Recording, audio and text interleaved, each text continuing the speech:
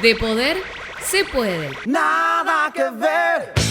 Un podcast que te invita a revisar por qué hacemos lo que hacemos. La calle te espera, te pintan lo mejor, te venden un veneno que no tiene solución. Quieren estimularte, mas todo va peor. Encuentras la salida en el mundo de hoy, pero no hay nada. Bienvenidos al segundo episodio del podcast De Poder se Puede. Mi nombre es Lautaro Contreras y soy integrante del Ministerio de Estímulos Espirituales. En esta oportunidad vamos a estar tratando un tema muy controversial. Si un cristiano puede o no puede jugar a la lotería. Para esto tenemos al pastor y profesor en la Escuela de Liderazgo, Lucas Gutiérrez. Bienvenido, pastor. Muchas gracias, Lautaro. Un gusto poder estar acá. Estamos muy modernos, veo. Sí, cambiamos todo. Del primer episodio al segundo avanzamos Un montón. un montón. ¿El tema de hoy, entonces? Si un cristiano puede o no puede jugar a la lotería. Bien. Qué suerte que estamos acá juntos. ¡Qué suerte! ¿Eh? ¿Existe la suerte? Cosa que vamos a ir preguntándonos. Bueno, vamos a tratar de responder. Muy bien. Empecemos por los juegos del azar, digamos, porque la lotería es uno de los juegos de azar. Claro. Digamos, la idea abarcativas es si un cristiano puede o no puede participar en este tipo de juegos. Está bien. La definición sobre los juegos de azar tiene que ver con el tema de apostar. Claro. Acá tengo una definición que dice: es participar en un juego por dinero o por bienes, apostar sobre un resultado incierto. Y a esto me lleva a la primera pregunta, que es la siguiente. ¿Hay alguna diferencia entre la suerte que se nombra en la Biblia y los juegos de azar actuales? O sea, ¿es lo mismo decir en tiempos bíblicos echemos suerte y decir ahora echemos suerte? Claro, era diametralmente opuesto. O sea, estamos hablando de exactamente lo contrario.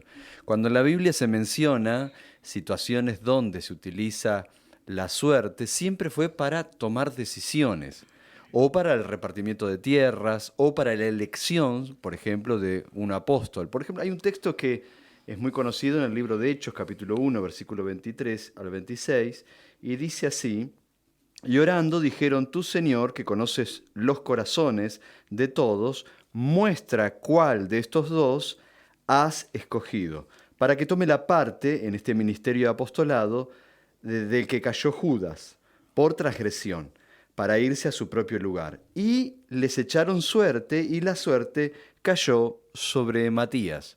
Acá estamos hablando exactamente de lo que hacía referencia, de una elección. Oraron a Dios y el método tenía que ver con echar sería una forma de piedritas para que la decisión cayera sobre la voluntad de Dios. Entonces oraban para que la decisión fuese la correcta delante de la presencia del Señor, pero no tenía nada que ver ni con codicia, no tenía nada que ver ni con dinero, sino con decisiones a tomar.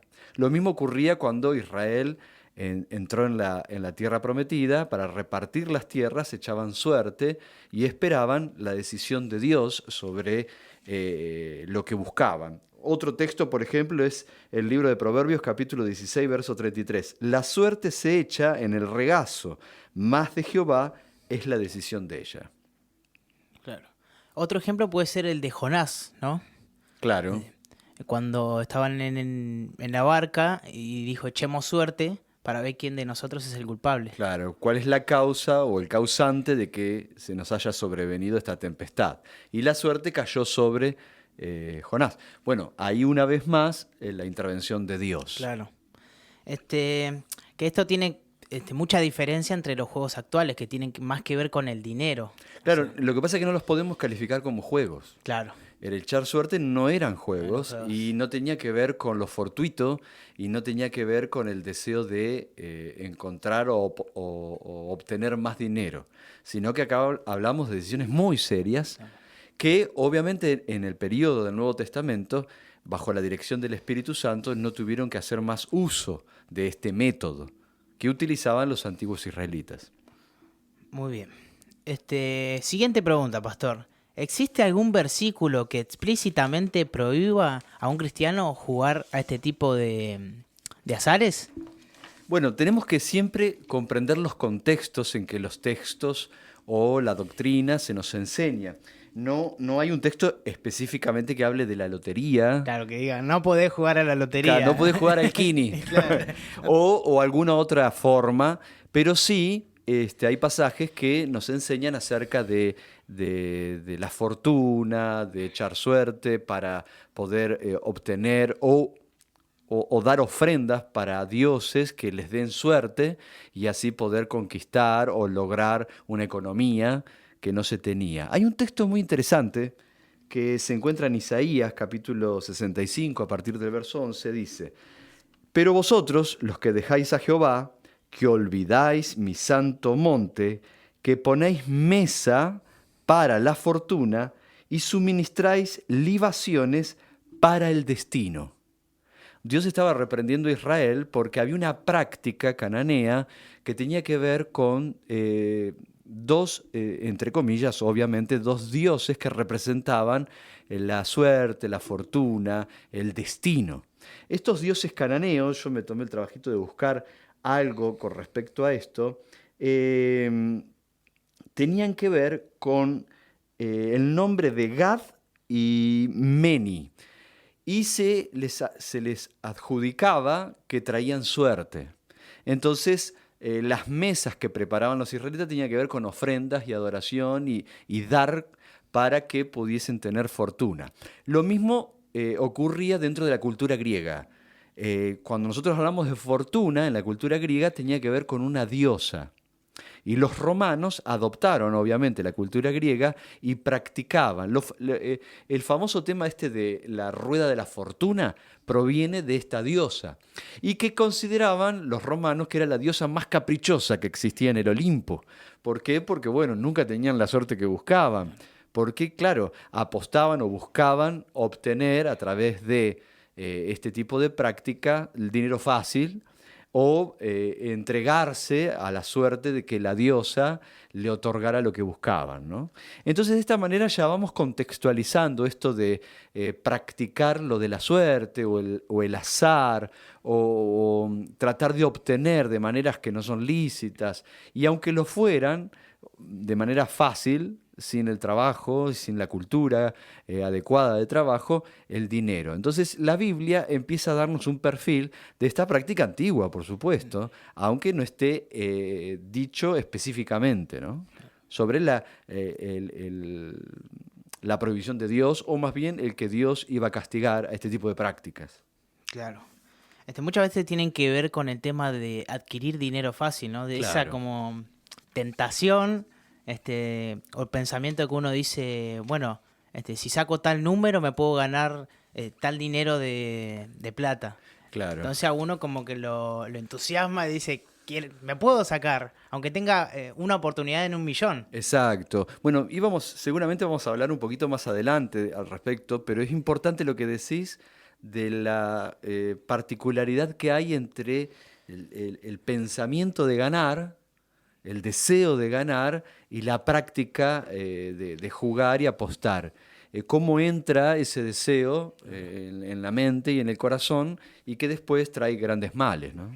Bueno, eso me lleva a la siguiente pregunta, que tiene Sí. que ver la relación que existe entre los juegos del azar Ujú. y la codicia, Claro. el amor al dinero. Claro. ¿Cómo se relacionan estos dos conceptos? Claro, por eso hacíamos énfasis en que eran diametralmente opuestos el echar suerte en el contexto bíblico a los juegos de azar en la actualidad, cualquier tipo de juegos, ¿no? Cualquier tipo de juegos que involucre apuesta o dinero para obtener otro objetivo, obviamente nos van a traer grandes dolores de cabeza. ¿Por qué? Porque está innato el deseo o la codicia de obtener algo que de otra forma parecería que no lo podemos hacer.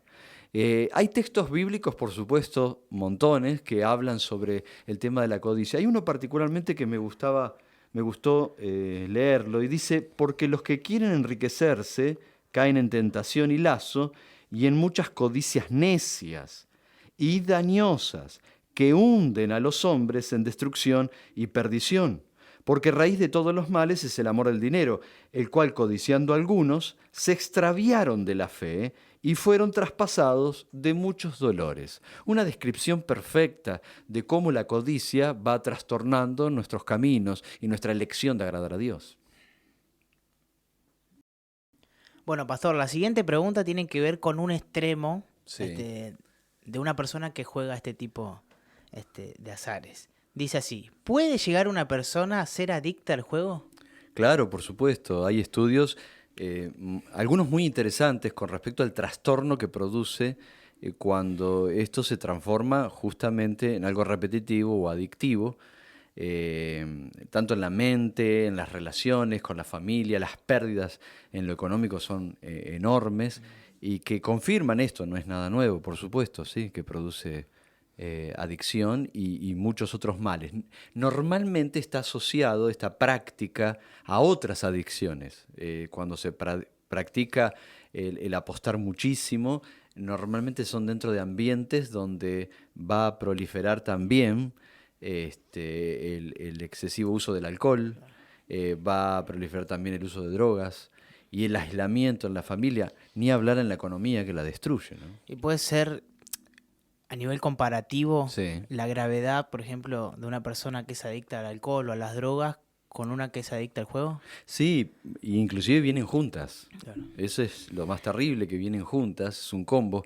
He conocido a algunas personas que lo han sufrido, y es muy triste la condición en la que quedan y obviamente se nota mucho también el sufrimiento que acarrea a la familia tener a alguien que tiene este tipo de adicciones. Estaba viendo un testimonio de una persona en Chile que estuvo 15 días en el casino y se gastó 15 millones de pesos. Lo Claro. tuvieron que sacar porque no se iba. Claro, bueno, ustedes noten que ese tipo de ambientes siempre son oscuros, donde no se ve la luz del sol, porque las personas no son capaces de darse cuenta de la cantidad de horas que están pasando o si pasan días enteros. Entonces, lugares así oscuros, sin ventanas, adentro obviamente con todas las comodidades que necesiten para seguir apostando, hace que prolifere más todavía el que haya personas que practiquen esto, ¿no? Y sí, el deterioro es muy grande. Y es algo en avance porque, por ejemplo, en la cuarentena, lejos de bajar los casos, suben Claro, sube. porque el juego ahora se convierte en virtual. Claro. O sea, hay casinos virtuales, todo es virtual. Entonces, uno tiene más accesibilidad a este tipo de juegos. Claro, y se consideran inofensivos, pero la verdad es que las consecuencias son muy graves. Quería leer un dato que dice, es de señalar que en torno a la mitad de las personas en tratamiento por juego patológico tienen ideación suicida. Casi un 20% ha intentado suicidarse, dato que sugiere la importancia y gravedad del trastorno. Claro. Sí, no puedo yo contar casos que he conocido por no poner en evidencia, pero la verdad que hemos tratado a personas que tristemente este diagnóstico, estas estadísticas son reales. Es verdad.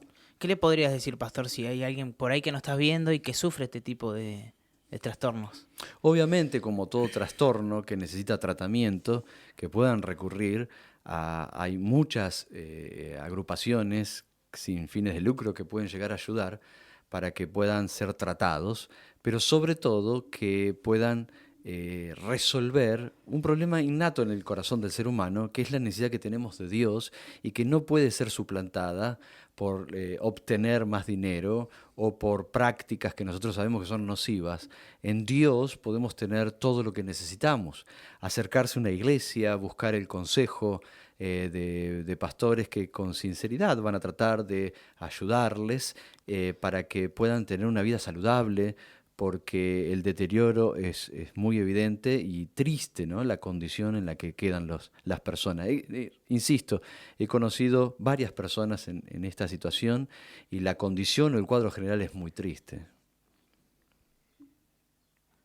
Bueno, la última pregunta, pastor, Sí. ya para ir cerrando este segundo episodio, pastor. Vamos todavía. Vamos todavía. Vamos que podemos. Sí, vamos que podemos.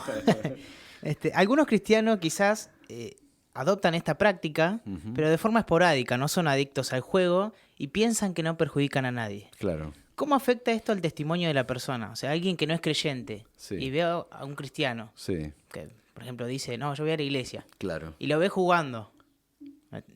Lo ve en un casino, por ejemplo. claro. ¿Qué impresión tendrá esa persona? ¿O cómo afecta eso en su testimonio? Claro, bueno, primero que lo de lo inocente, obviamente tenemos que medirlo después. Cuando la práctica de sorteos o la práctica que a veces se hace con objetivos buenos, tenemos que recordar que muchas de las instituciones de juego son instituciones del gobierno que ayudan a personas en situaciones vulnerables. Entonces uno podría justificarlo. Pero siempre que se practica esto es ganar dinero sacándoselo a otro. Siempre es así, el azar es eso. Ganar dinero que yo no, por lo que no trabajé, ganar dinero sacándoselo a otro que está en la misma situación que yo o peor todavía para poder obtenerlo. Entonces siempre tenemos que recordar ese principio. Ya bajo ese principio estamos hablando de codicia, bajo ese principio no tenemos nada que ver con el Evangelio de Cristo, ¿no? Porque el Evangelio de Cristo tiene que ver con dar, con ser generoso. Y cuando el sorteo o ese tipo de prácticas para obtener resultados fáciles, se va incorporando, aunque sea en forma inocente, pero se va incorporando, ocurre algo en la mente, es increíble, pero ocurre un disparador en la mente que hace que el entusiasmo de poder ganar sin haber producido, trabajado ni logrado con esfuerzo, se hace hábito después, ¿no? Se enmarca. Y a veces cometemos muchas tonterías cuando le damos lugar a esto por no tener discernimiento, por no darnos cuenta que luego podemos caer en no frenarlo. Y el testimonio nuestro, obviamente, este tipo de prácticas no condice con el Evangelio y la verdad que bueno no va a ser. Buenísimo, Pastor. Muchas gracias por haber participado de este segundo episodio. Estamos muy contentos. Y a la audiencia le pedimos que se suscriban al canal, que compartan este contenido si les fue de edificación, que también comenten, porque eso es muy importante, porque esto ayuda a que más personas puedan contactarse, que puedan conectarse con este tipo de contenidos, que quizás le puede ser de edificación a muchas personas. Claro que sí, esperemos que sí. Así es. Así que bueno, espero que les haya gustado este segundo podcast y nos veremos en el tercero. Nada que ver.